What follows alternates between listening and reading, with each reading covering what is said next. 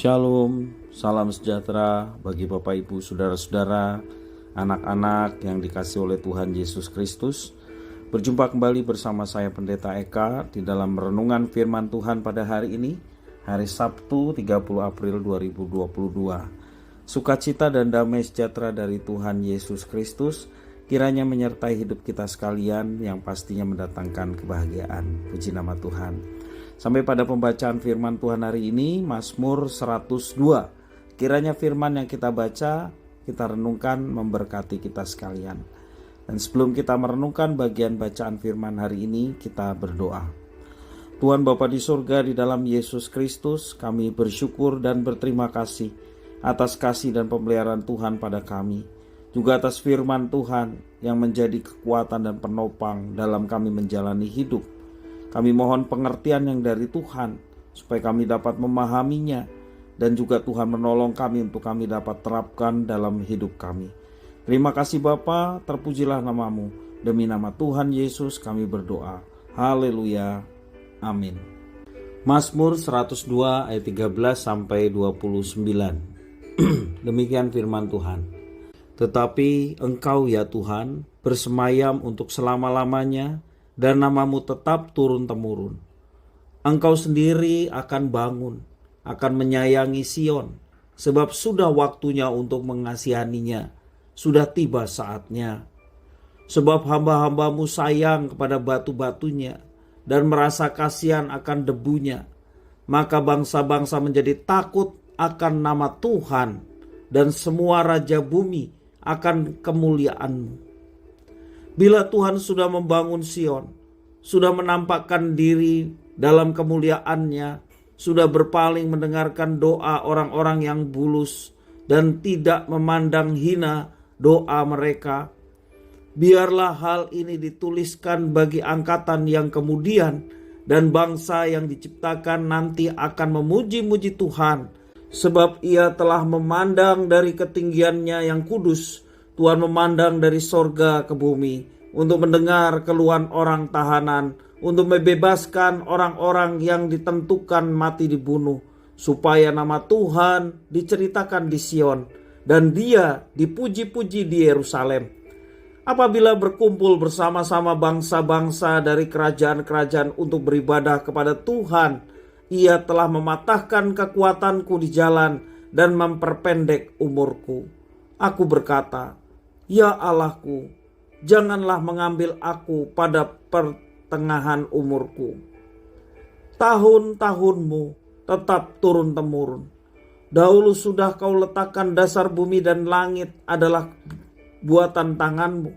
Semuanya itu akan binasa, tetapi Engkau tetap ada, dan semuanya itu akan menjadi usang seperti pakaian. Seperti jubah Engkau akan mengubah mereka, dan mereka berubah. Tetapi Engkau tetap sama, dan tahun-tahunmu tidak berkesudahan. Anak hamba-hambamu akan diam dengan tentram, dan anak cucu mereka akan tetap ada di hadapanmu. Bapak Ibu Saudara-saudara yang dikasihi oleh Tuhan, apakah kita pernah merasa kewalahan dalam menghadapi persoalan hidup? Namun kita meyakini ada pertolongan dari Tuhan sehingga kita mendapatkan kekuatan dan menjadi kagum dengan cara Tuhan memelihara dan mengatur hidup kita melewati berbagai kesulitan yang kita alami. Seperti itu yang dirasakan oleh pemazmur dalam Mazmur 102 ini. Pada awal dari Mazmur kita melihat betapa sengsara hati pemazmur dan bagaimana ia mengungkapkan isi hatinya kepada Tuhan. Dalam ayat 1 sampai yang ke-12 itulah curhat dari seorang pemazmur kepada Tuhan. Ia merasa lemah, lesu, dan sengsara. Ia juga merasa jauh dari Tuhan, penuh kesesakan dan merasa hancur, gelisah dan dicela sepanjang hari, serta mengira Tuhan marah kepadanya dan menghukumnya. Pemazmur sudah kewalahan dengan persoalan hidup yang menimpanya, namun dalam situasi yang membuat pemazmur frustasi, ia tidak meninggalkan Tuhan. Ia memilih memandang dan mempercayai Tuhan. Itu keputusannya. Hal apa yang membuat pemazmur yakin dan menaruh kepercayaan kepada Tuhan waktu ia berada dalam situasi yang membuatnya frustasi? Yang pertama, pemazmur mempercayai bahwa Tuhan Allah itu kekal dan berkuasa. Itu pengakuan imannya. Dalam ayat yang ke-13 sampai 25, di situ menjadi satu keyakinan iman pemazmur bahwa ia mempercayai Tuhan Allah itu kekal dan berkuasa. Tuhan seperti itu tidak dibatasi dan dipengaruhi oleh waktu. Kemahakuasaan Tuhan memungkinkan ia menetapkan segala sesuatu yang terjadi seturut dengan waktu, rencana, dan kehendaknya. Karena ia maha kuasa, maka kita dapat mengandalkan dia sepenuhnya. Seperti itulah teladan dari pemazmur. Di tengah situasi hatinya yang mengalami frustasi, tetapi ada kekuatan yang membuat dia tetap bertahan, karena ia percaya bahwa Tuhan berkuasa, Tuhan itu kekal. Dan yang kedua, pemazmur mempercayai bahwa Tuhan Allah itu ada dan tidak berubah.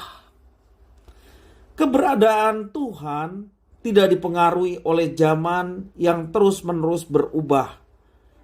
Ia kekal adanya. Dari dulu sampai sekarang, Tuhan tetap sama. Dia tetap baik dalam hal apa yang diperbuatnya. Dia tetap berkuasa. Demikian juga dia tetap mengasihi. Itu tidak pernah berubah dari dulu sampai sekarang.